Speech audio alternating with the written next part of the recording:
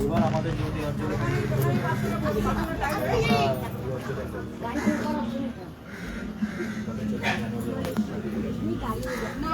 আমাদের দেওঘর থেকে আমাদের আসার কবি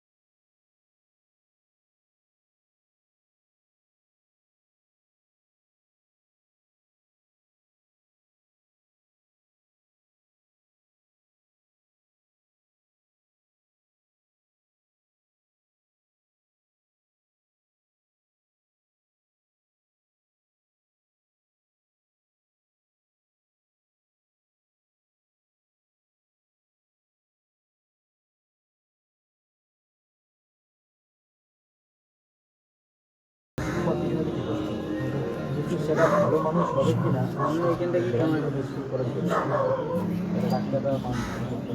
দেখা যাচ্ছে পেছনটা দেখা যাচ্ছে না উকিলরা মানুষকে পয়সা নিয়ে মিথ্যাবেলা বলতে না বলতে পারবে।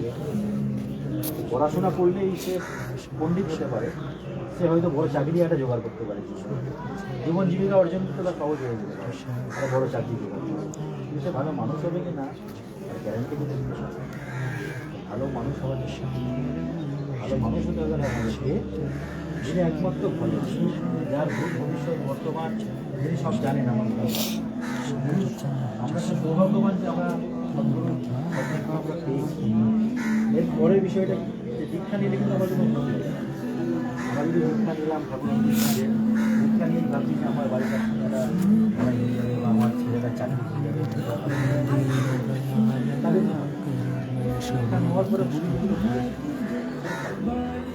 যেমন আমি স্কুলে ভর্তি হলেই প্রায় পাস করবো বা পাস করার জন্য বা ভালো রেজাল্ট করার জন্য শিক্ষক যেমন আমাকে বলছে সেটা ফলো করতে হবে। সেম টাইম আমরা অনেকে দীক্ষা নিয়ে মনে করি দীক্ষা নিলাম 2 মাস 6 মাস আমার কোনো উন্নতি হবে অনেকেই করে দীক্ষা নিয়ে আপনি 100 বছর বসে থাকলে অত হবে কি স্যার গুরু আমাকে দেখুন এতগুলো মানুষ আপনাদের আপনার খোঁজখবর করার জন্য আমার এতগুলো মানুষ বা ইয়াং ছেলে দেখছেন মানুষ এর মধ্যে এরা সব কলেজে পড়ে। আমরা কলেজের পার করে আমরা চাকরি বাকরি দাদা আমাদের বিশেষ অফিসার মানে না ওটা সরকারি আমি কথার কি কথা সরকারি আধিকারিক কিন্তু সে একজন ঠাকুরের সবসময় মানুষ সেই ঠাকুরের চলে যে আনন্দে আছে সেই আনন্দের কথা সে মানুষকে না বলে থাকতে পারছে, তার জন্য সে বাড়ি বাড়ি ঘুরছে। একটা দিন ছুটি পেয়েছে সরকারি অনুযায়ী, একটা দিন ছুটি পেয়েছে সে বাড়ি বাড়ি ঠাকুরের কথা বলতে। এটা কখন সম্ভব জানেন? যখন আমি নিজে খুব আনন্দ থাকতে পারবো, নিজে ভালো থাকতে পারবো, আমি তখনই কিন্তু পারবো। তাই আমার গুরু আমার পাড়া আমার আত্মীয় স্বজন যারা এখনও সেই ঠাকুরকে নিয়ে ভালো থাকার রাস্তাটা যারা পায়, সেই ভালো থাকার যারা টেস্টটা পায়, তাদেরকে ভালো থাকার রসগোল্লা অঞ্জলি দোকানে পাওয়া যায়। আগে রাসমণি বাজারে আমাদের ঠাকুর মশাই ছিল, অন্নপূর্ণা ছিল, মুখেরিয়া যেত না মিষ্টি, রামকৃষ্ণে যেতাম। আবার এখন অঞ্জলি করেছে, তো অঞ্জলির রসগোল্লা আপনি যদি খেয়ে থাকেন তবে তার টেস্টটা মনে হবে জানবেন, আমি না খেলে আমি বুঝতে পারবো না। রসগোল্লার টেস্ট যে খেয়েছে সে বুঝতে পারবে, যে জীবনে কোনো রসগোল্লা খাইনি সে তো জানবেই না, কিন্তু না ঝাল না মিষ্টি না কিরকম কিছুই জানবে না। তাই এটাই যে আমরা আপনি এবং তার যেভাবে হোক তার সঙ্গে যুক্ত হয়েছে, তার সদনাম আপনি পেয়েছেন, এটা আপনার মহাসুখ। একটু তার আমি আমার নিজের মন্দিরের জন্য তার কথাগুলি লিখে শুনছি। সারাদিনে 5টা মিনিট লাগে, সারাদিনে আমাদের 84,300 সেকেন্ড, একদিনে 84,300 সেকেন্ড আমি আমার নিজের মন্দিরের জন্য খরচ করি। 84,300 সেকেন্ডে একদিন, তো আমি 300 সেকেন্ড নিজের মঙ্গলের জন্য আমি যদি সময়টা ব্যবহার করি তাতেই হয়। আমাদের যে নিয়ম আপনার বিশ্ববিদ্যালয়ের জন্য নিশ্চয়ই দীক্ষা নেওয়ার সময় আপনাকে যে তারা দীক্ষা দিয়েছিলেন, আপনার নিশ্চয়ই কথা বলেছিলেন, সেটা আপনি কখনো করেছিলেন?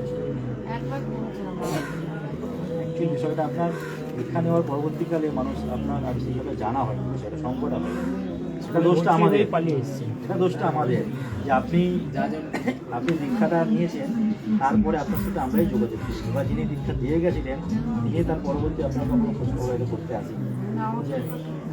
হ্যাঁ, তো যাই হোক, এটা আমাদের হয়তো মানে এটা আমাদেরই মানে ফাঁকিটা আমরা দিয়েছি যে আমার পাড়াতেই এমন কিছু মানুষ যারা ঠাকুরের দীক্ষা নিয়েছিল, তারা কেন ঠাকুরকে নিয়ে চলছেন না।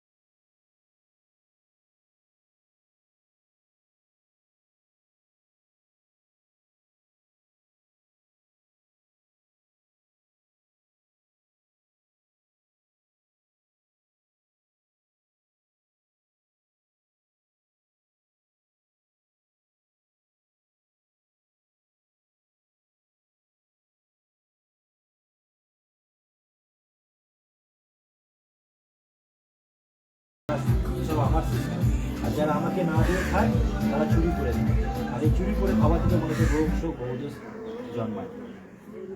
এটা ভগবান শ্রীকৃষ্ণের কথা, শ্রীমদ ভগবত গীতাতে লেখা আছে। সংস্কৃতেই লেখা আছে, আমি আপনাকে বাংলায় সহজ ভাবে বলতে পারবো। তো গীতা তো আজকের নয়, 5000 বছর আগেকার লেখা গীতা, তাই তো? এবং গীতাটা পুরোটাই ভগবান শ্রীকৃষ্ণের উপনিষ্কৃত কথা। তো সেখানে লেখা আছে ইষ্টগীতির কথা সবসময় ছিল।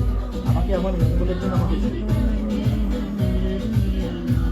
কীভাবে? আমি একটা আপেল গ্রহণ দিলাম ভগবানকে, ভগবান দিল কিনা, গ্রহণ করলো কিনা আমি বুঝতাম না। তারপর আমি আবার বাচ্চাদের আমরা বুঝতাম আমার মঙ্গলের জন্য ভগবানকে যে ভোগ দিতে হবে, সেই ভোগটা যেন আমি তাকে পাঠাতে হবে। কোথায় পাঠাতে হবে? তিনি যে তার আশ্রমে পাঠাতে হবে। এবার আপনি যদি সন্দেশ দেন, তখন তার আশ্রমে পাঠাতে সন্দেশটা নষ্ট হয়ে যাবে, থাকবে কি? কিছু থাকবে না। তাই তার ভোগের মূল্য ধরে মিনিমাম ন্যূনতম 1 টাকা, 1 টাকা। একটা সন্দেশ কিনতে গেলে আজকে 10 টাকা থেকে আসে, তাই তো? একটা বাতাসাও প্রায় 1 টাকা খরচা হয়ে যায়। তো মিনিমাম আমার 1 টাকা আমার নিজের মঙ্গলের জন্য আমরা সুযোগ করে আপনাদের যে বীজ মন্ত্রটা বললাম, সেই বীজ মন্ত্রটা 5টা মিনিট নাম থাকে করে 1 টাকা আগে মাথার সামনে 1 টাকা দিয়ে ঘুমাবেন। ঘুম থেকে উঠে আপনি ঠাকুরের ফটো তুলে তাকিয়ে 5টা মিনিট চোখ বন্ধ করে ধ্যান করবেন। নাম ধ্যান না করলে মনের একাগ্রতা আসে না। করে করছেন তো সব সময় আর ঘুম চোখ খুলে আমাদের দিনের শুরু প্রথমেই একদম সবার প্রথম আমরা গুরু পূজা করে তারপর আমাদের দিন শুরু করলাম। তো ঘুম চোখ খুলে 2 মিনিট 5 মিনিট করতে পারলে খুব ভালো। করে ওই 1 টাকা দিয়ে যে মন্ত্র আছে মনে আছে বলে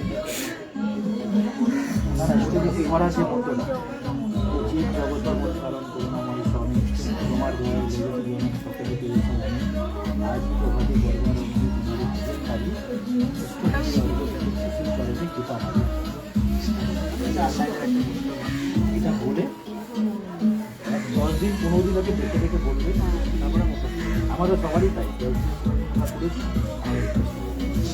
এইটা করতে আপনার প্রসেস লাগে 2 মিনিট, 1 মিনিট ইষ্টগীতি করতে লাগে আর 2-4 মিনিট আপনি ঠাকুরের নাম করবেন। এরপরে আপনার সারাদিন আপনি যত সংসারে কাজ করতে যাই করি, আমরা তো ভালো থাকতে চাই তো, তাই তো? তো ভালো যদি আমি আমার গুরুকে যদি গুরুর নির্দেশ মতো চলি, গুরুকে নিয়ে চলি, তাহলে আমাদের সংসারে শান্তি বিরাজ করবে, সুখ শান্তি বিরাজ করবে। 5টা মিনিট আমি আমার নিজের পরিবারের জন্য দায়ী করতে পারবো না? নিশ্চয়ই পারবো। আমি যদি ভাবি আমি নিশ্চয়ই পারবো। মায়েরা সংসারের মতো কঠিন কঠিন কাজ করে, শীত গ্রীষ্ম বর্ষা ভোরবেলা থেকে উঠে বাড়ি মানে আমরা সবাই ঘুমাচ্ছি, শীতে আমি উঠতে পারছি না, আমার মা উঠে 10টা অফিস যাবো, তাড়াতে উঠে রান্না বান্না করে আমার জন্য গরম জল ঢালতে রেখে দেবে।